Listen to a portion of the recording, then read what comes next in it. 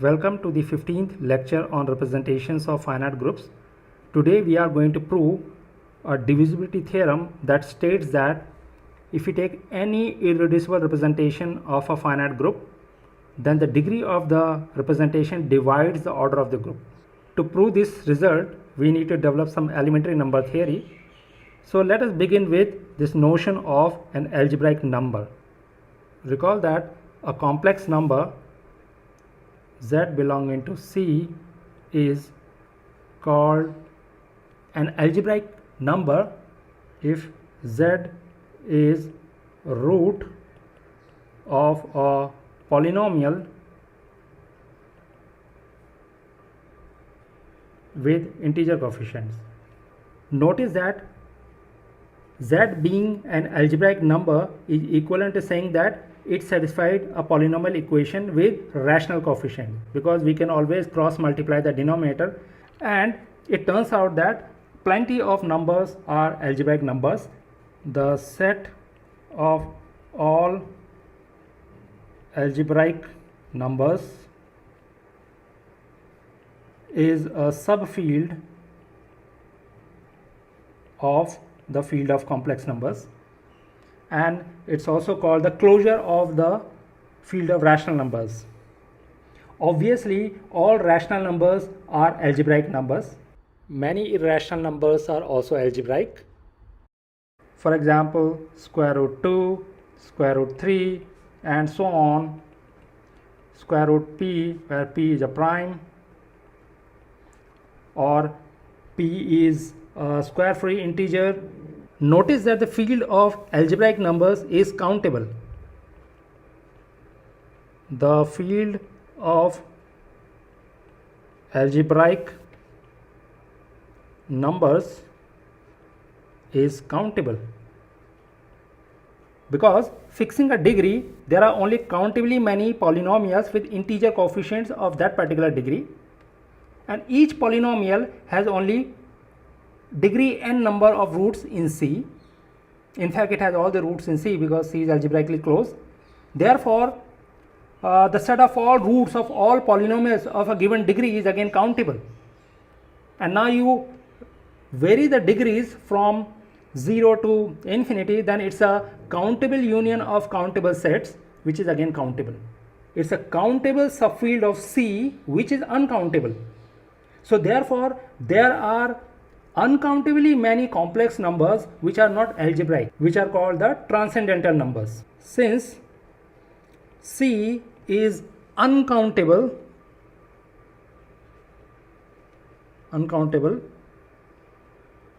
there are uncountably many complex numbers which are not algebraic, and they are called transcendental numbers.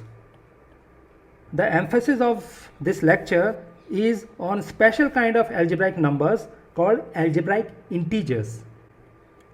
Algebraic integers are those algebraic numbers which satisfy a polynomial equation with integer coefficients where the leading coefficient is 1, that is which are roots of a monic polynomial with integer coefficients.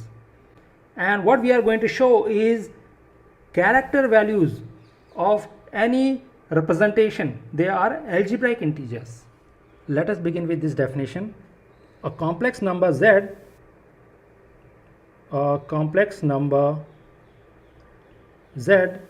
is called an algebraic integer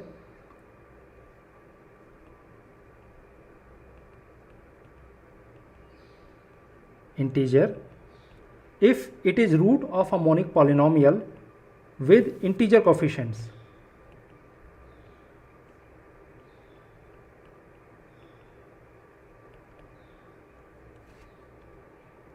In particular, an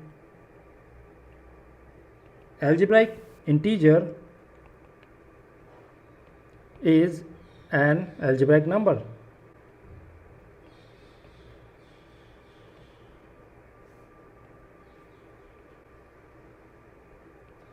Recall that a polynomial is said to be monic if the coefficient of the leading term is 1. So that is, there exists a polynomial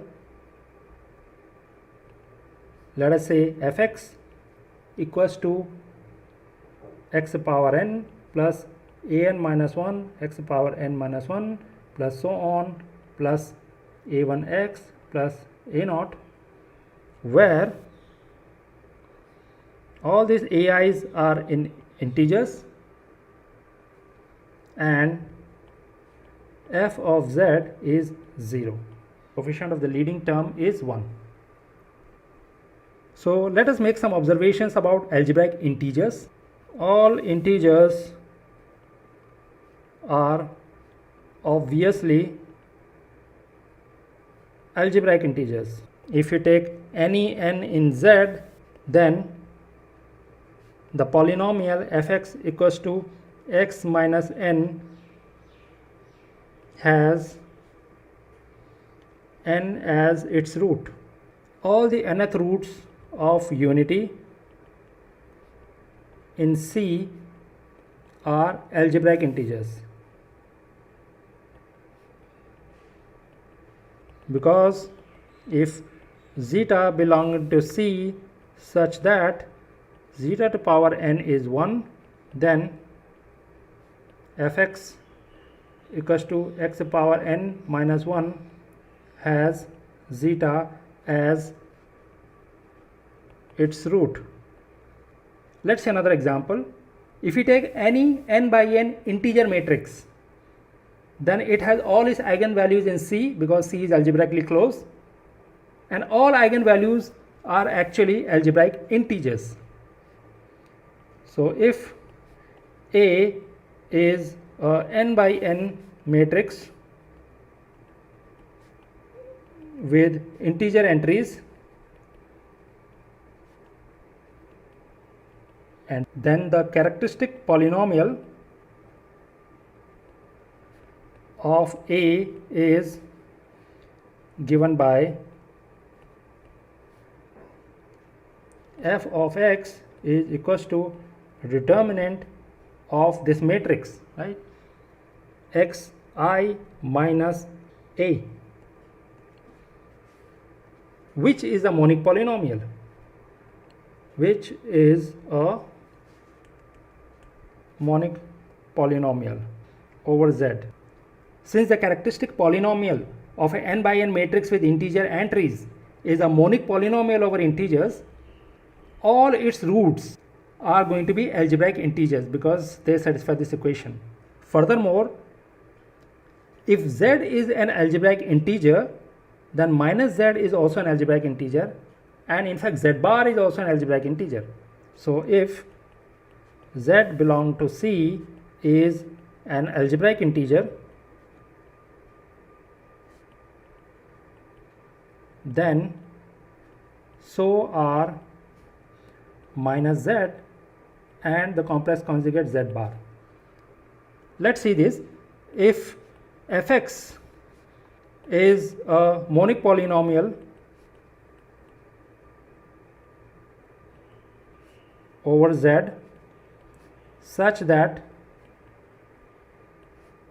f of Z is equals to 0, then g of x, you define g of x to be either f of minus x or minus of f of minus x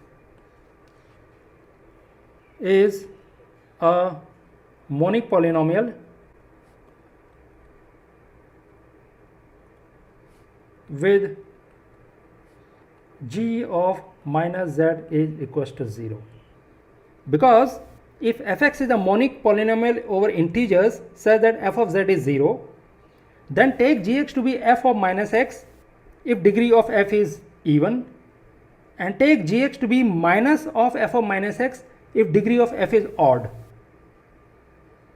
In either case, gx turns out to be a monic polynomial and g of minus z is 0. Therefore, if z is an algebraic integer, then minus z is also an algebraic integer. Further, g of z equals to 0 implies that g of z bar is also equal to 0. So the same polynomial g is the desired monic polynomial for which z bar is a root. So these are the basic observations we need about algebraic integers to prove that character values are also algebraic integers. Let's analyze which rational numbers are algebraic integers. Very simple observation. A rational number is an algebraic integer if and only if it is an integer. Let's prove it. If the rational number is an integer, then it is definitely an algebraic integer. Suppose you have a rational number which is an algebraic integer. Let R belong to Q be an algebraic integer.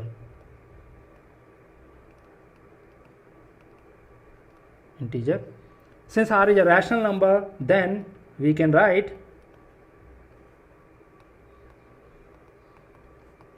R as m by n, okay, where n is positive and m and n GCD is 1. Now since R is an algebraic integer, there is a monic polynomial with integer coefficient that is satisfied by R. So let fx belong to z of x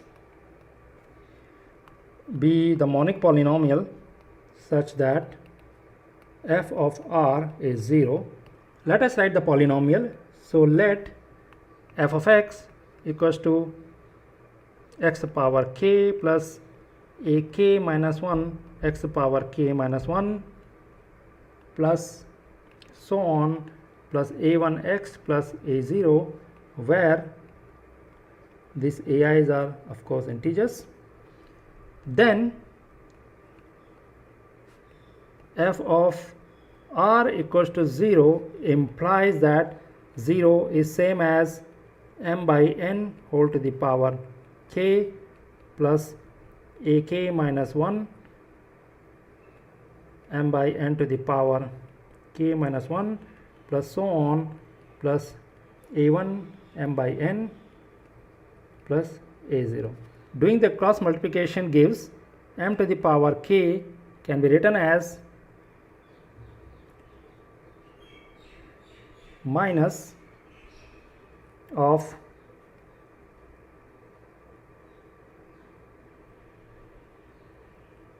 ak minus 1 m to the power k minus 1 times n plus so on plus a1 m n to the power k minus 1 plus a naught n to the power k. You see that all of these terms have n in common. This implies that n divides m to the power k.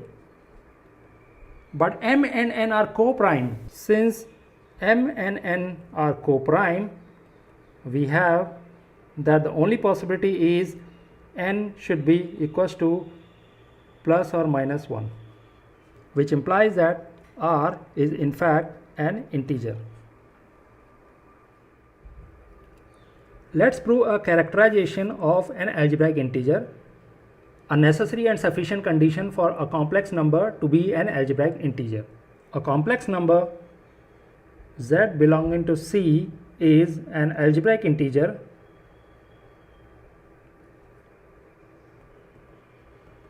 if and only if there exists complex numbers, let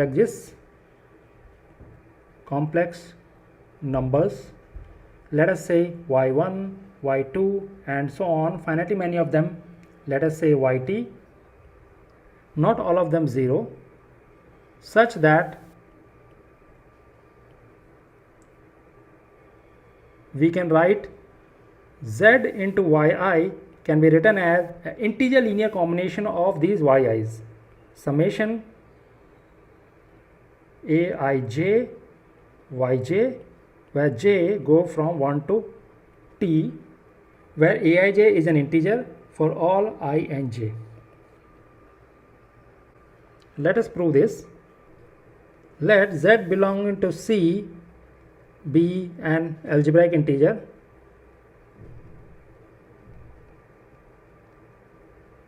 Then By definition, there exists a monic polynomial with integer coefficient satisfied by z. Then there exists a monic polynomial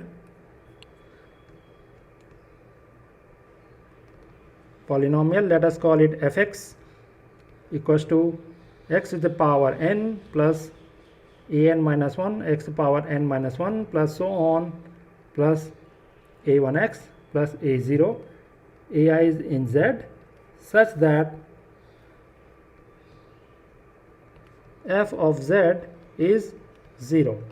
This implies that z to the power n can be written as minus a0 minus a1 into z minus so on minus an minus 1 into z to the power n minus 1. Take yi to be z to power I, then we can write z to the power n can be written as z into z to power n minus 1, that is same as z into z to power n minus 1, and that I write it as y of n minus 1, right, and that is same as minus a0 into y0 minus a1 into y1 so on minus an minus 1 into yn minus 1, where y0 is 1. So we are able to write z into yn minus 1 as an integer linear combination of these yi's. What about z into y0, z into y1 and so on? Notice that z into yi by definition is same as z into z to the power I, that is same as z to the power I plus 1, but that I have set as yi plus 1, and this works if I take I to be bigger than or equal to 0 and less than or equals to n minus 2. So z into yi is just yi plus 1. So it is also an integer linear combination of yi's where only one yi plus 1 survives. This proves a forward implication. For the converse part, suppose that there exists these complex numbers. Suppose that there exists this y1, y2 and so on yt in C not or 0 such that each zy can be written as some integer linear combination of these yi's, aij's, yj, where j going from 1 to t with aij's in integers. Let us set A to be the matrix whose ijth entry is aij, and let us write Y to be this column matrix consisting of y1, y2, so on yt. Now what does the condition zy equals to summation aij yj j from 1 to t implies? This simply implies that if you multiply the matrix A with the column matrix Y, you again land up into a column matrix, and therefore the ith row entry is given as follows. So if you consider the matrix AY and consider its ith row entry, this by definition is going to be summation aij yj j from 1 to t, right, and that I am setting as z yi, that is same as z, take the matrix Y and choose its ith entry. Implies that we have this equation of matrices ay equals to z times y. Now notice that you are given that at least one of the yt's is not equal to 0. So where at least one of the yi is not equal to 0. This is part of the hypothesis, right? This implies that y is a non-zero vector in Cn So since y is not equal to 0, z is an eigenvalue of the matrix A. But what kind of matrix is A? A is a n by n integer matrix. And just now we observed that if you are given a integer matrix and if you take its characteristic polynomial, it is going to be a monic polynomial and all its roots are going to be algebraic integers. Now since z is an eigenvalue, is a root of the characteristic polynomial of A, this implies that z is an algebraic integer. This implies that z is an algebraic integer. So this completes the proof of the proposition. If you look at the set of all algebraic integers in C, it is a subring of C. Notice that the set of all algebraic integers can never be a field, because if you have an algebraic integers, there is no reason why its inverse should again be an algebraic integer. For example, if you take any integer, then we know it's an algebraic integer. But if we take its inverse in C, that is 1 by n, then it is not an algebraic integer, because 1 by n is a rational number, and just now we showed that a rational number is an algebraic integer if and only if it is an integer. Proof. Let's give a name to the set of all algebraic integers in C. So let A be the set of all algebraic integers in C. Set of all algebraic integers in C. Then we know that 0 is of course in A, right? The polynomial f(x) equal to x is a monic polynomial which vanishes at 0. Also we know that if z is an algebraic integer, then minus z is also an algebraic integer. So to show that it's a subring, we just need to show that if we take two algebraic integers, then their sum is an algebraic integer and their product is an algebraic integer. So we are going to use the preceding characterization of algebraic integers. So let z comma z prime belong to A, B two algebraic integers. By the preceding proposition, there exist complex numbers y1, y2, so on, yt, and y1 prime, y2 prime, so on, ys prime, not all 0 in each of the collection, such that zy can be written as aij, yj, j from 1 to t, and z prime, yk prime can be written as summation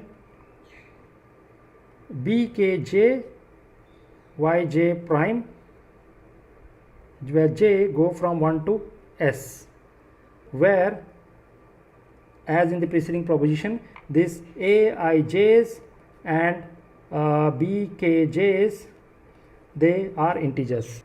Once we have this description of these products, now we can just check that the same thing hold for z plus z prime and z into z prime. That by the preceding proposition would imply that z plus z prime and z into z prime is also an algebraic integer. Then we have that z plus z prime, and look at this product yi into yk prime. This I can open it up and write it as z into yi into yk prime plus z prime into yi into yk prime. But I know that z into yi has this integer linear combination of yj's, and similarly z prime into yk prime has this integer linear combination of yj primes. Just plug in the value and I get summation j from 1 to t of aij's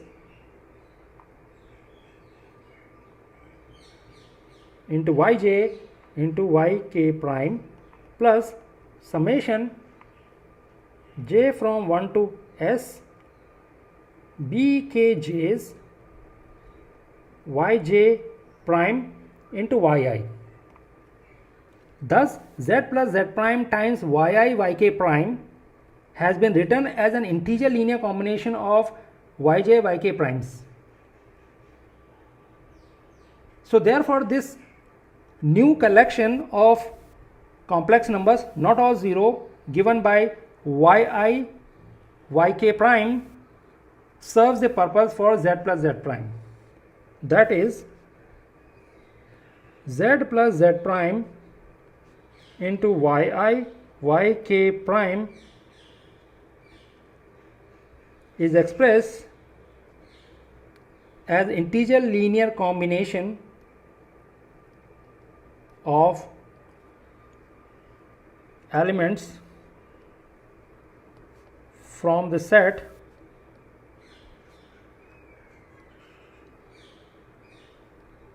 yj yl primes, okay, where of course you vary j from 1 to t and l from 1 to s.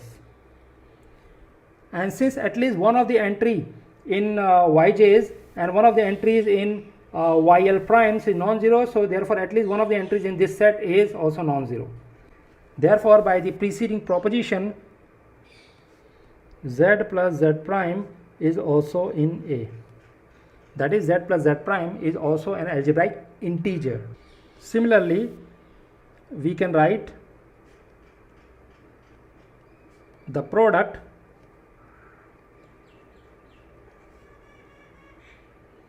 z z prime into yi yk prime as zy into z prime yk prime, but zy is an integer linear combination of yi's and z prime yk prime is an integer linear combination of yj primes. So therefore this product can be written as an integer linear combination of this product yj yl primes. So again by the proposition, this implies that the product zz prime is an algebraic integer. Hence A is a subring of C. In fact, it is a subring of the algebraic closure of Q in C. So this fact will be useful many times when you have two algebraic integers and you want to show their certain product, certain linear combination is again an algebraic integer. We can now use this corollary to show that character values are always algebraic integers. Proposition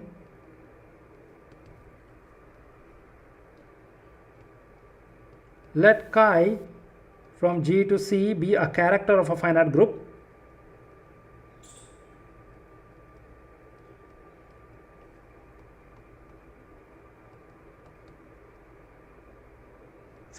G, then chi of G is an algebraic integer for all group element G in G. So let phi from G to GL and C be the representation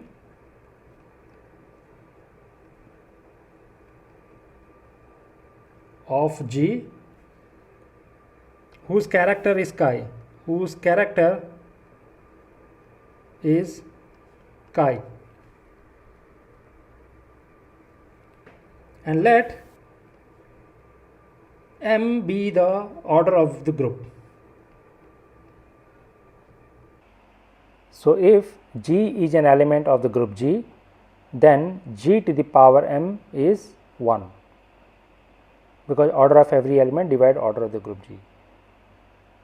So this implies that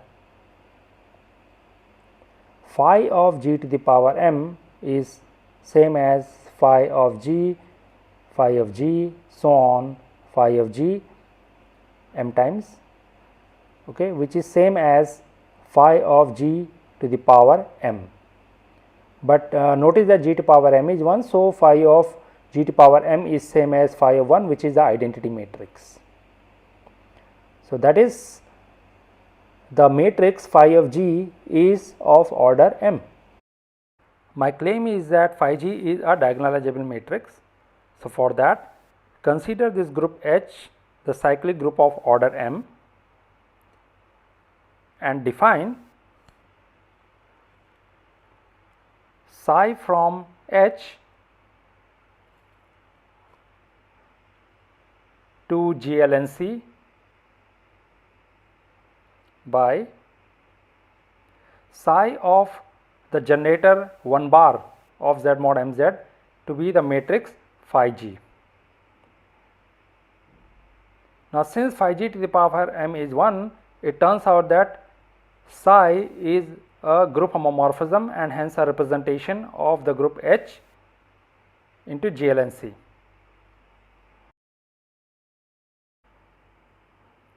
Now, by Mashke's theorem,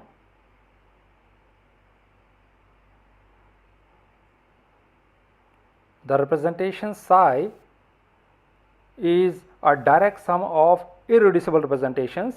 So, it can be written as psi 1 direct sum psi 2 direct sum so on direct sum psi of n, where each of the psi I is irreducible and in fact degree 1, because psi is a representation of an abelian group. This implies that psi of 1 bar, which is the matrix phi G, is a diagonal matrix.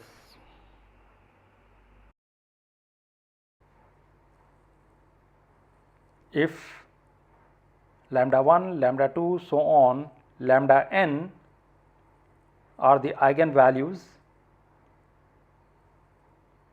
of the matrix phi G, then since phi G to the power m is 1, it follows that all these eigenvalues lambda 1, lambda 2, lambda n are mth roots of unity.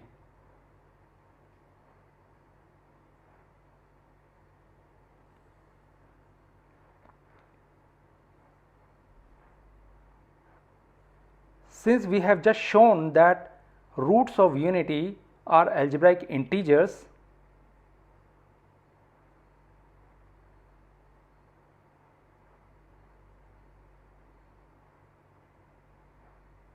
and chi of G by definition is trace of phi G, but since lambda 1 to lambda n are the eigenvalues of the matrix phi G, trace is just lambda 1 plus lambda 2 plus lambda n, and each of which is an algebraic integer, it follows that chi G is also an algebraic integer.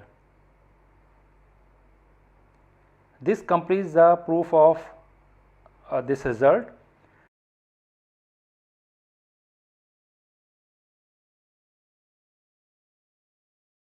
Next, we prove an important result which plays a crucial role in proving our main theorem, the dimension theorem.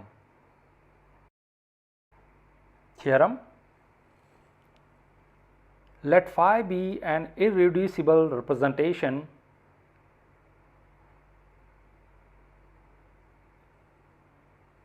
of a finite group G,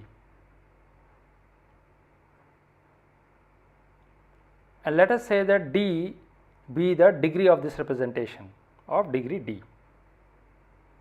Let G be an element of the group G,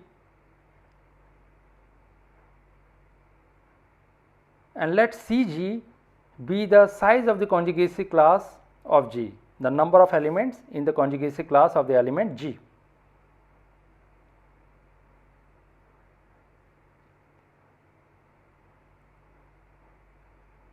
Then look at this complex number Cg, which is an integer, times chi phi of G, which is a complex number, possibly a complex number, divided by the degree of the representation d.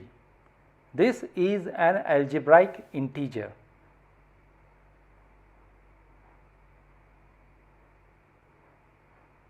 Notice that chi phi g is an algebraic integer by the preceding result, and therefore Cg times chi phi g is an algebraic integer. But we are dividing it by an integer. It is not so clear why it should be an algebraic integer. Let us prove it. So, let C1, C2 so on Cs be the conjugacy classes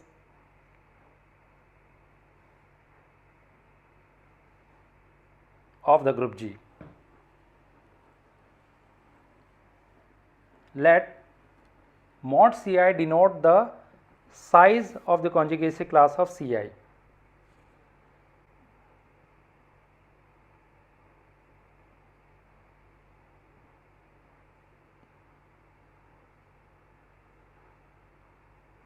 So, consider this transformation Ti, which I set as summation phi x, where x is in the conjugacy class Ci. Each phi x is an invertible linear transformation or an invertible matrix, whichever way you want to see. Therefore, phi g is a sum of this, and therefore it is a transformation, not necessarily invertible.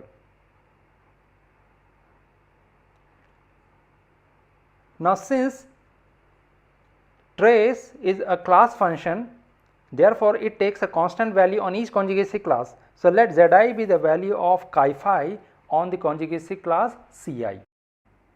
We divide our proof into various claims. Claim number 1, the transformation Ti is same as cardinality of Ci divided by degree of the representation times the character value on the conjugacy class Ci Zi. Look at this complex numbers times the identity matrix. So, let us prove it. So, notice that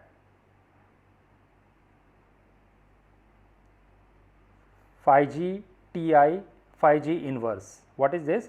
This is same as phi g, plug in the value of Ti, that is summation phi x, x in the conjugacy class Ci into phi g inverse, that is same as summation x in the conjugacy class Ci into phi g phi x phi g inverse. But phi is a homomorphism being a representation. This is same as summation x in Ci phi of g x g inverse, but g x g inverse is again in the conjugacy class Ci.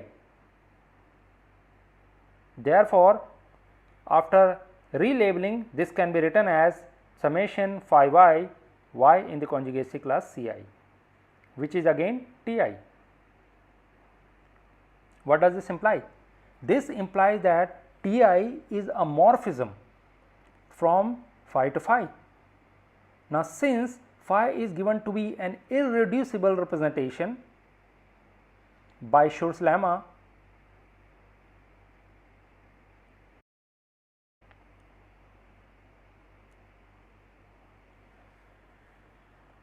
Ti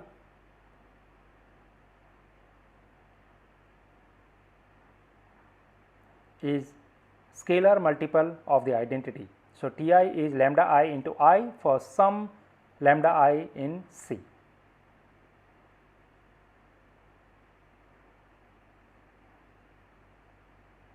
All right. So, now consider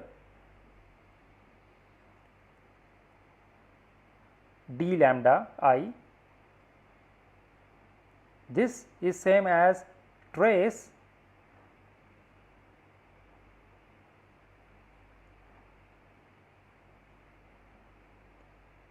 of the scalar matrix lambda I into I,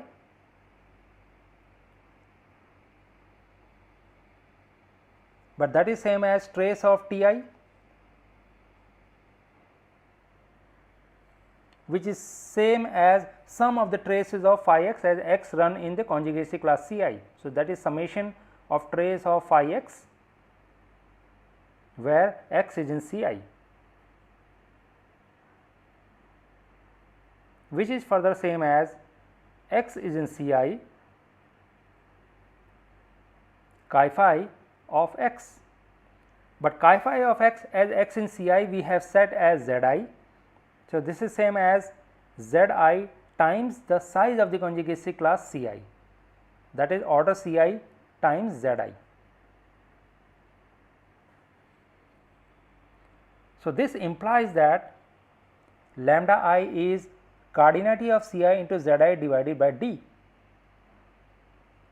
which implies that, plugging in further, which implies that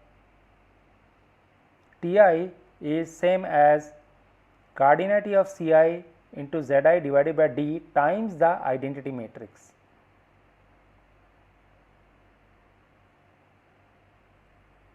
So, let us prove claim number 2, which says that Ti Tj is same as summation Aij into Tk, and the summation runs over k from 1 to s, the number of conjugacy classes in the group G, where Aijk's are integers. So, we already know what the definition of Ti is. Ti is simply summation of phi x as x in the conjugacy class Ci. So, consider Ti Tj, just plug in the value of Ti. So, Ti is same as summation phi x, x is in the conjugacy class Ci, multiplied by summation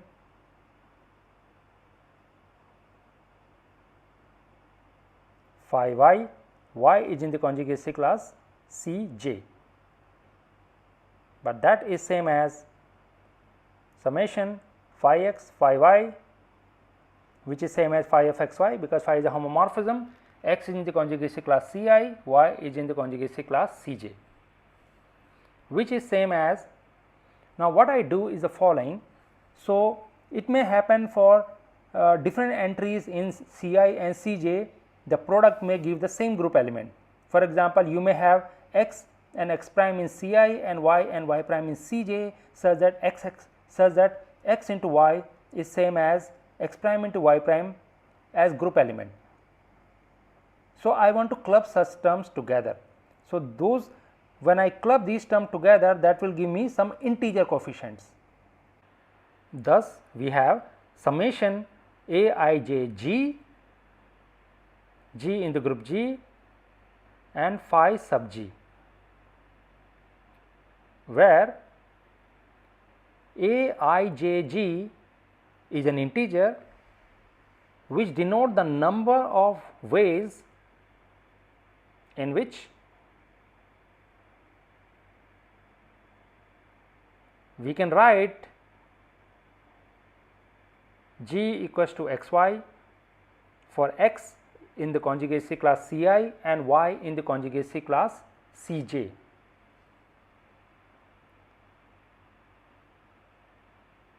My claim is that this integers Aij depend only on the conjugacy class of the element G. So, we make this intermediate claim.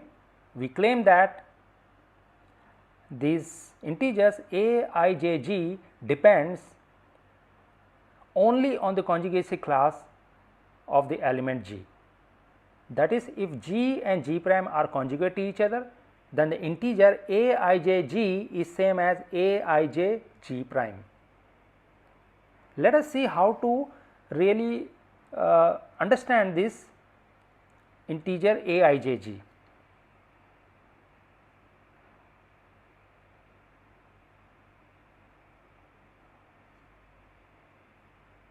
So, consider this set x sub g, which consists of x y such that x is in Ci and y is in Cj, and product of x y is g.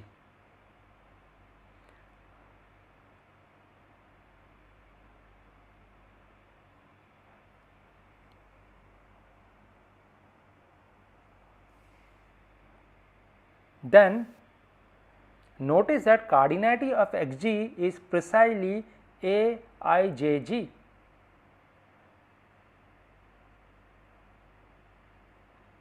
It is precisely counting the number of times, the number of ways in which I can write G as xy, where x is from Ci and y from Cj. So, let us take two elements in the group G, G prime in the group G such that they are conjugate to each other.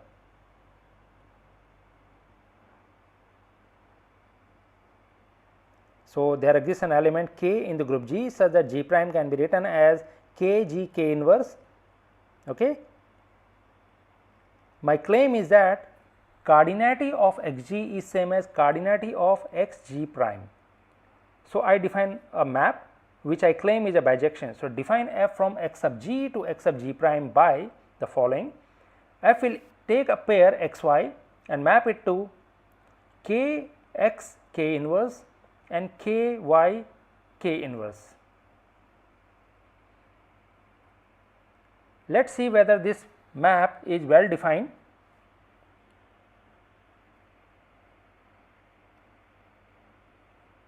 For that we need to see that if xy is in x sub g, that is xy become g, then we should show that kx k inverse into ky k inverse is same as g prime. So, notice that kx k inverse is in the conjugacy class of Ci and ky k inverse is in the conjugacy class of Cj whenever x is in the conjugacy class Ci and y is in the conjugacy class Cj. That is a simple observation. Further,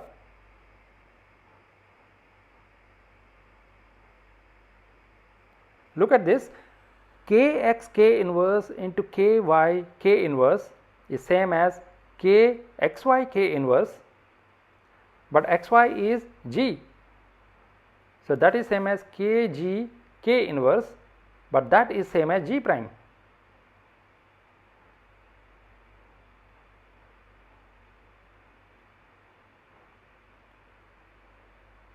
So, this implies that whenever you have xy is in x sub g, then the f image f of xy is in x sub g prime. So, f is well defined map. All right. In fact, f is in fact a bijection, and we can write down the bijection explicitly with inverse given by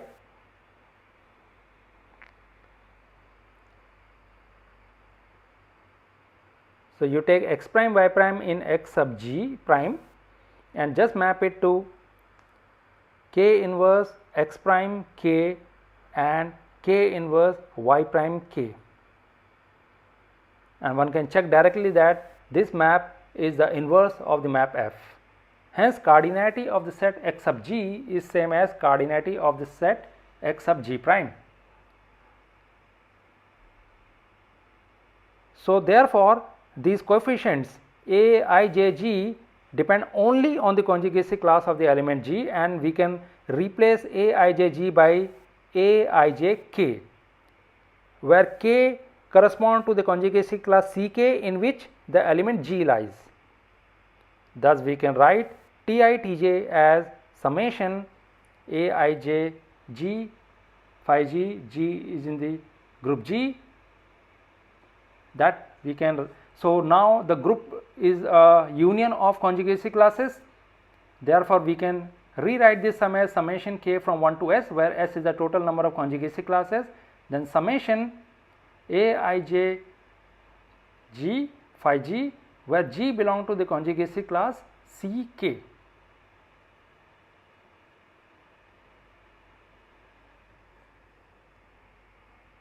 But now, for each conjugacy class a, I, j, g is the same. So, we can take it out and write it as summation k from 1 to s, summation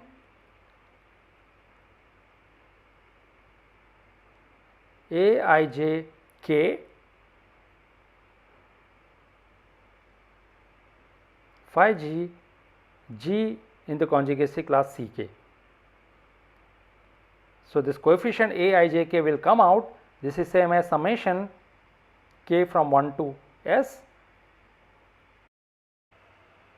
Aijk, and then summation of phi g, g is in the conjugacy class Ck, which is just same as Tk. This is what claim 2 was. So thus from claim 1 we have that Ti is same as cardinality of the conjugacy class Ci into the value of the character on the conjugacy class Ci, that is Zi, divided by degree of the representation times the identity matrix, and from the claim 2 we have Ti Tj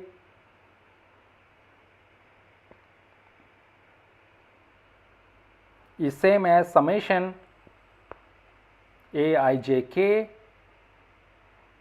k from 1 to s, s is the total number of conjugacy classes, into Tk, where of course Aijk are integers.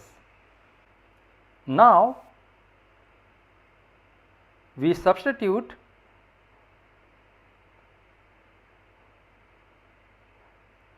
the expression of Ti in the second expression.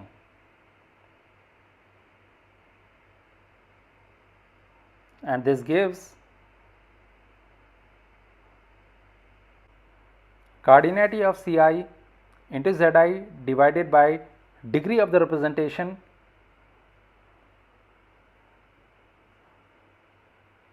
cardinality of Cj into Zj divided by degree of the representation is same as summation Aijk k from 1 to s into cardinality of Ck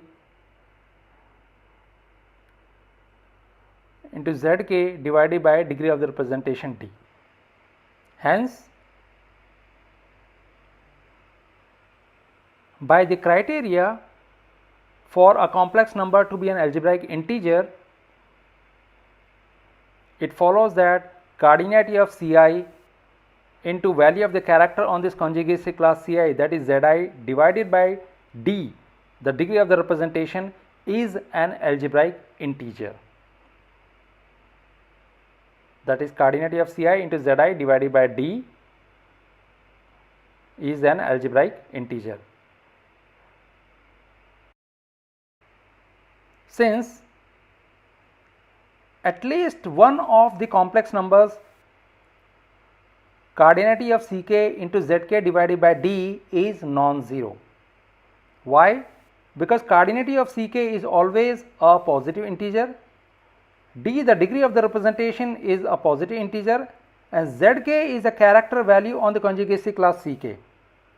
Since phi is an irreducible representation, at least one of the Zk is non-zero.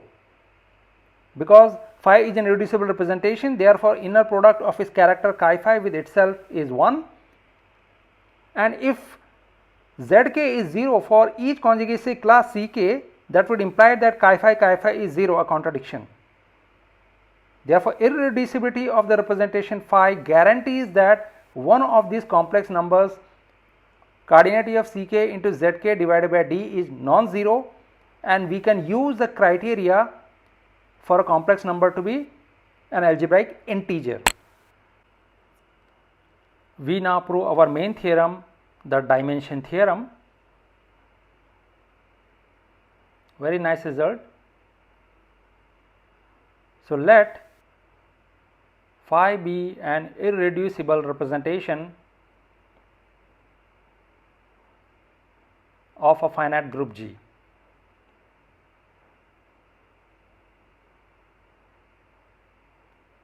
Then degree of the representation phi divides order of the group G. So let us prove it. So since phi is an irreducible representation,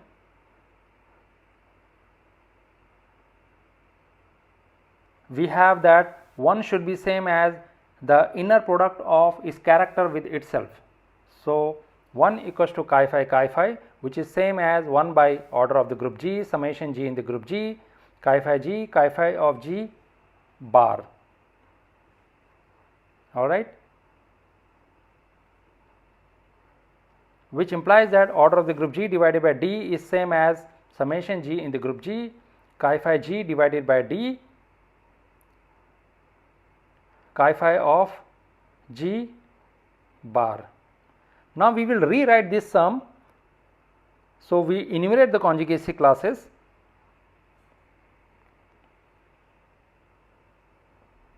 Let C1, C2, so on, Cs be the conjugacy classes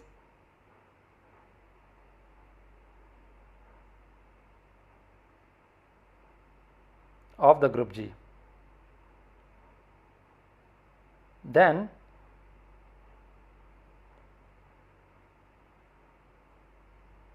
and let Zi be the value of the character chi phi on the conjugacy class Ci. Then we can rewrite the above sum as order of G divided by D is same as summation I from 1 to S as the total number of conjugacy classes, summation as you vary G in the conjugacy class Ci chi phi of G divided by D into chi phi of G bar. That can be written as summation I from 1 to S summation G in Ci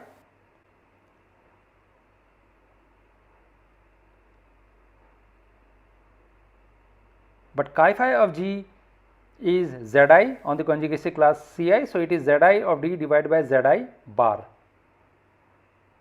which is same as summation I from 1 to S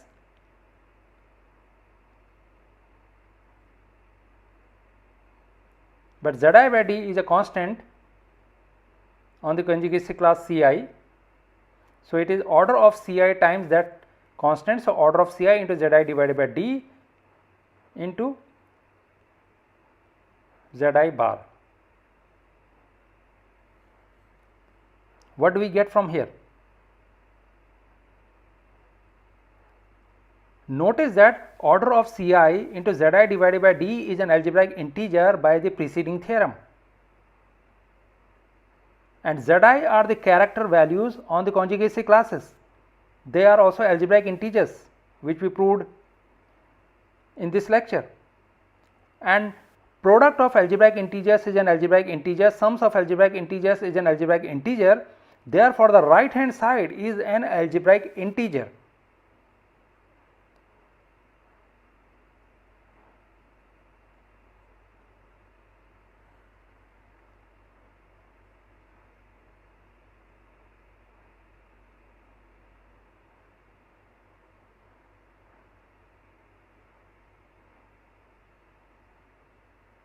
This implies that order of G divided by D is an algebraic integer, but order of G divided by D is a rational number,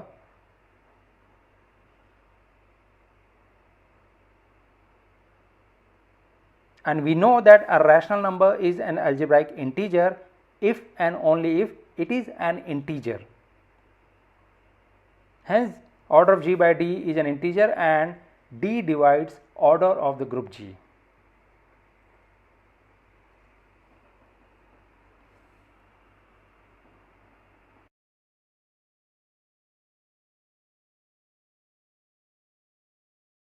This proves the theorem, a very beautiful theorem, and this theorem can be used for finding irreducible representations of finite groups.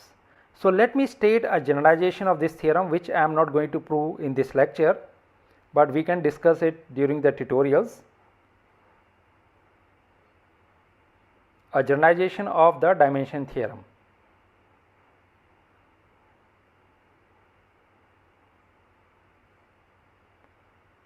If phi is an irreducible representation of a finite group G,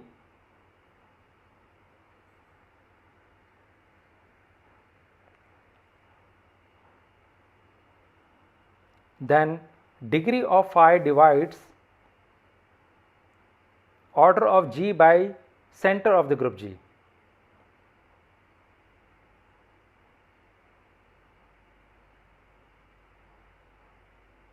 This in particular would imply the dimension theorem, because order of G by center of the group G divides order of the group. This can be proved using idea of tensor product or representations. Let us write some interesting consequences of the dimension theorem, some well known results from group theory. So, let G be a group of order p square, where p is a prime, then G is abelian. You might have already seen this result, and it can be proved using class equation. So, here we are going to prove it using representation theory, the results that we developed today, in particular dimension theorem. So, proof: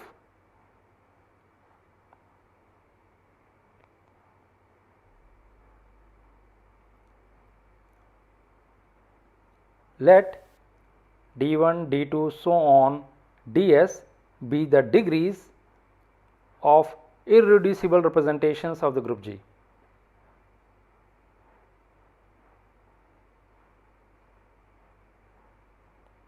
Then by dimension theorem, we know that each of these di's divide order of the group G.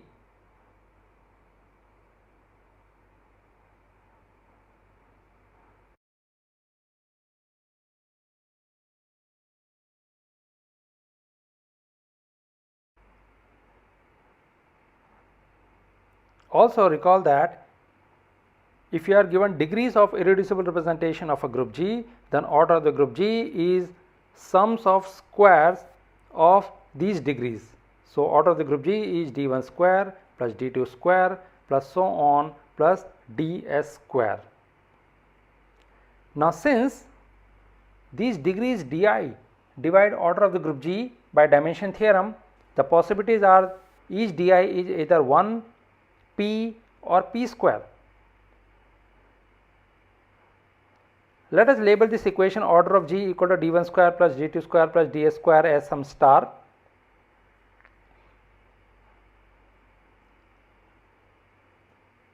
So, equation star implies that each di must be 1, because if any of the di is p square, then the right hand side become larger than p square, and if any of the di is p, then also the right hand side become larger than p square, which is order of the group. Thus, each di should be 1. That implies that each irreducible representation of the group is of degree 1, and hence the group must be abelian. This proves the corollary. Let us write another interesting consequence of the dimension theorem, corollary.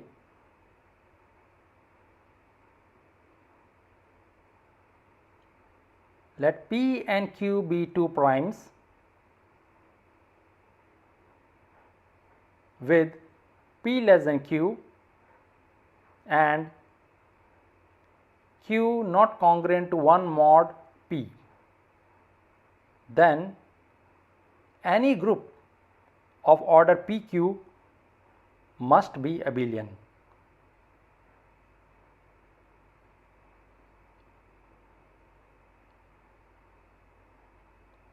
Let us prove this result.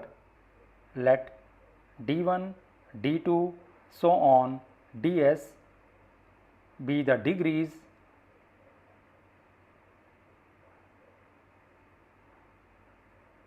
of the irreducible representations of the group G.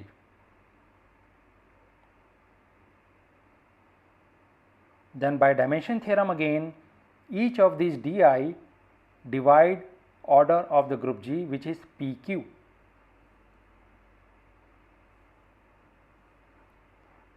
Further, we know that order of the group G is, which is PQ, is same as d1 square plus d2 square plus so on plus ds square.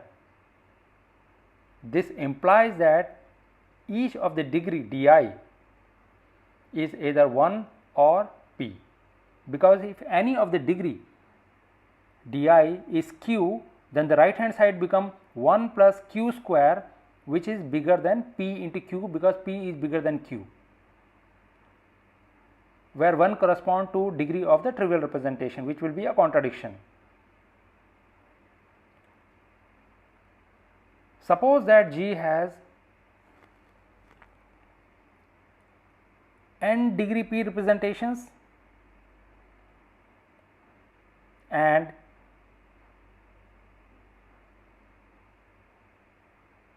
m degree 1 irreducible representations.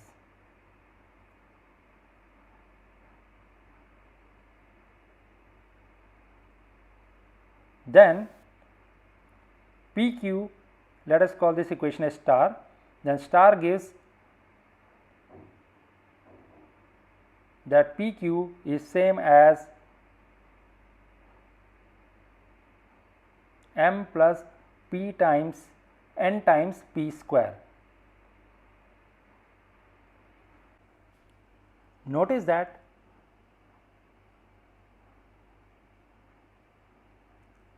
degree 1 representations of a finite group G are in bijection with the degree 1 representations of its abelianization, which is G mod its commutator subgroup, and the number of degree 1 representations of an abelian group is precisely the order of the group G.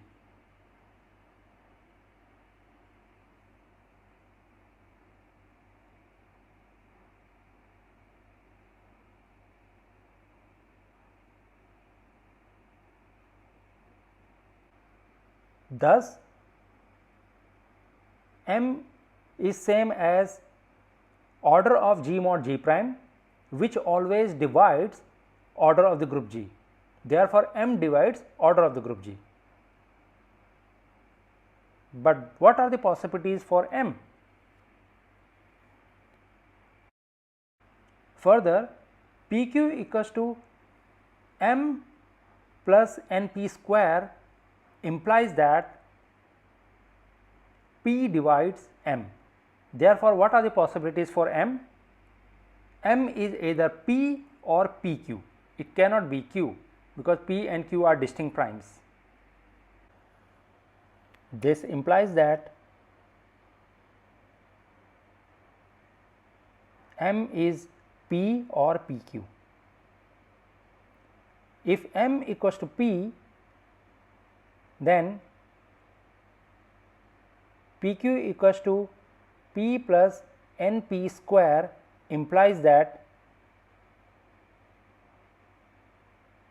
Q equals to 1 plus NP.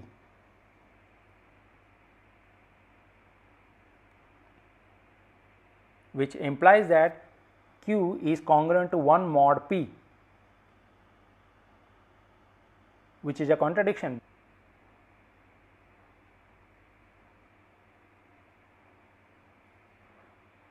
Therefore, the only possibility is that M should be PQ. But recall that M is the number of degree 1 representations of the group G, and we are saying that the number of degree 1 representations of the group G is PQ, which is order of the group G, which implies that the group G must be abelian. This completes the proof of the corollary. So, I will stop here. Thank you.